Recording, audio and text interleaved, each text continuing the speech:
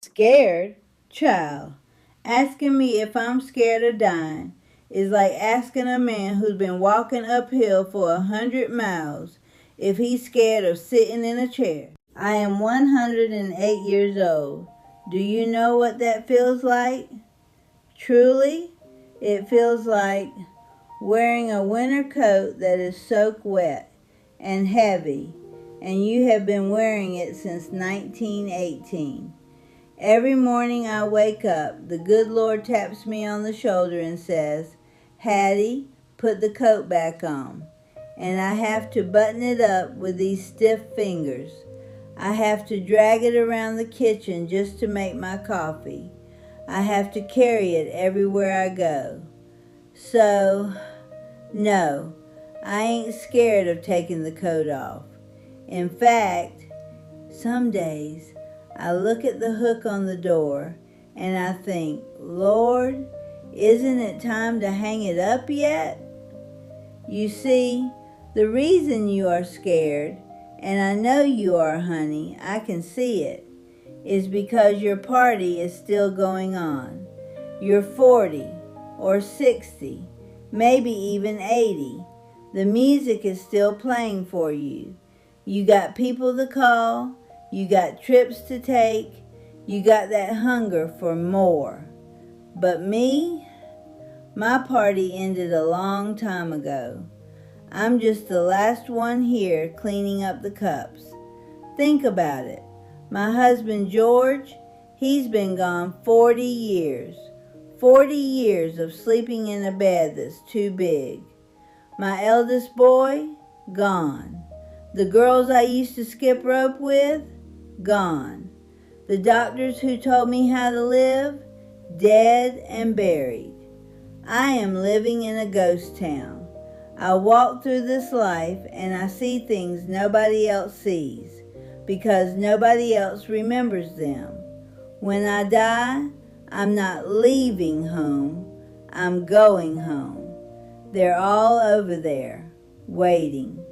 George is probably pacing the floor right now, checking his pocket watch, saying, "Hattie, woman, you always were late for everything."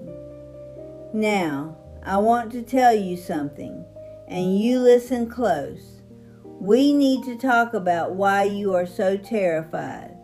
It's because you think death is a thief.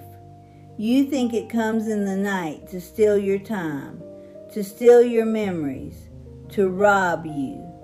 But that's a young person's way of thinking. That's foolishness. When you get to my age, you realize death ain't a thief, it's a librarian. That's right. It just says, time's up. The book is due back. And let me tell you, if you have read the book, if you have really read it, if you tore the pages, if you cried on the cover, if you dog-eared the corners and spilled coffee on the chapters, then you don't mind giving it back. You're tired of holding it.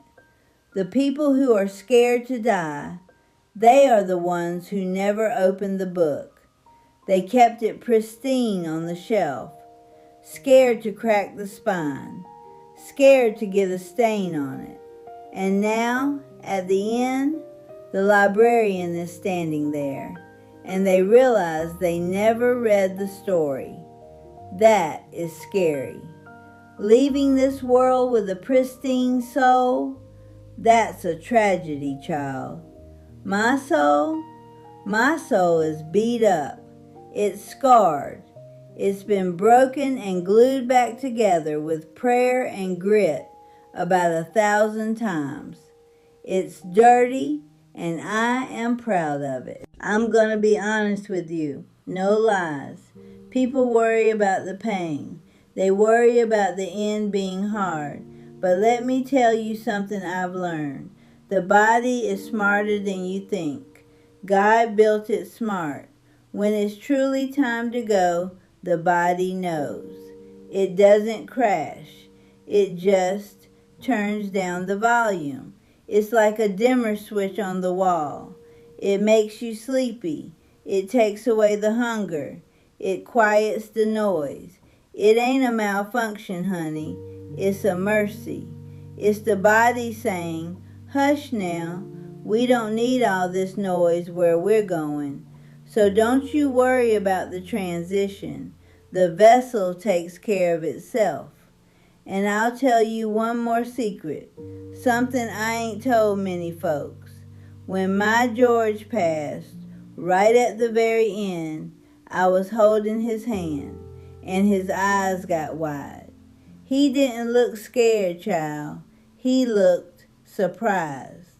He looked like a man who just realized he'd been worried about a whole lot of nothing. It was like he was trying to tell me, Hattie, if I'd known it was this easy, if I'd known it was this beautiful, I wouldn't have fretted so much. He saw something. I know he did. And whatever it was, it made him smile. So, why am I telling you this?